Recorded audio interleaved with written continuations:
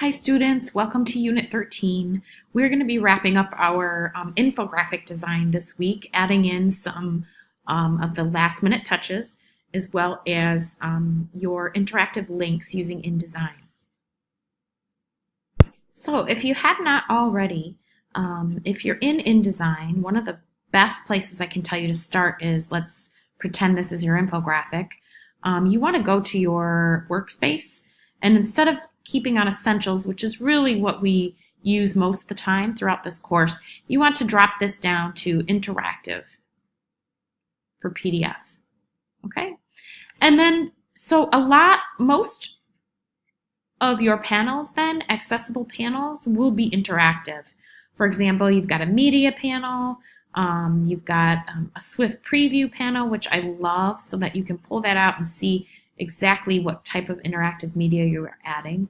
Another panel, you can go into Window, you can go into Interactive, go to Animation. Let's just kind of group some of these panels. Swift, Animation, and then we'll add another one, Window, Interactive. We really want to have our hyperlinks available for this one as well. And then this hyperlinks, it's rather long right now, but it also has buttons and forms and links. So these are all grouped together, and I'm going to make sure they're all connected for you. So you want to have these easily accessible, especially the hyperlinks. For right now, I guess I'll just get rid of the links. You can use links to tell whatever time you will, and then buttons and forms we'll use as well. Animation. So I note that 3 different types of interactive links are very important, and that would be the hyperlink, animation, and if you have 2 separate hyperlinks, that'd be great. Buttons and forms can be also noted and made to act as a hyperlink as well, and that gets into different territory. See my other video if you need. But for this particular project, I want you to be adding in a website. Maybe at the bottom of your infographic it says it's a website. What you do is you then select that website, and then you enter in, let's just say it goes to jccmi.edu for this particular one.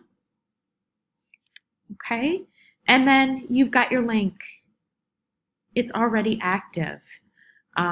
You can add different things if you want, but this time this is a basic hyperlink, and then the other ones that you can do can become something else.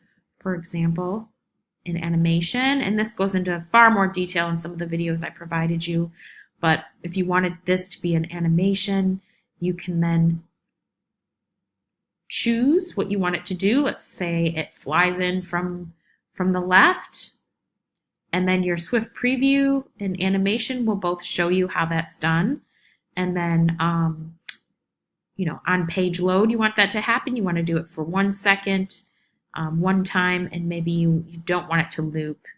And so then you've got your animation. And then in order to view that would be export to interactive PDF. But it also would be, you want to do 2 different things for your submission for this week. You want to make sure not only are you exporting to interactive PDF, but we're also going to export to Flash Player Swift, and then we're going to open it in a browser to make sure it works. So I need a Swift, and I need an interactive PDF, and your packaged assignment within a folder that is compressed for this week.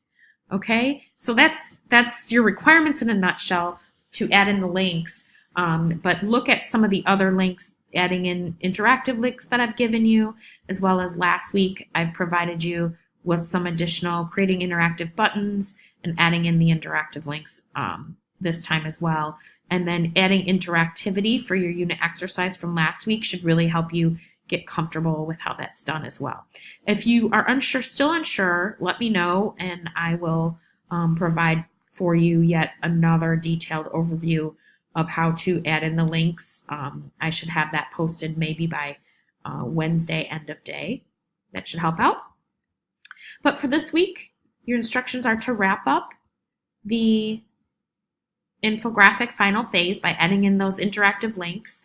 And again, I outlined that I want them to be maybe a website URL, maybe connecting to someone's email, and then an animation. And that is it.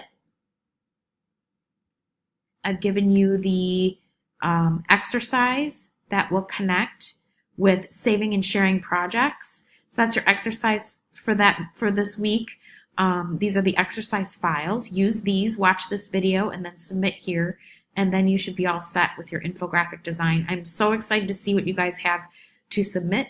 This is a previous student's work, one student that went to Ireland a few years back, and I think she did a phenomenal job at getting those graphics just right, making it very simple, and giving us a quick little overview to entice us to go to Ireland. So I'll see you in next week's video. Again, wait for another video link that goes into detail on adding in interactive links, animations, and buttons. I'll see you in the next video.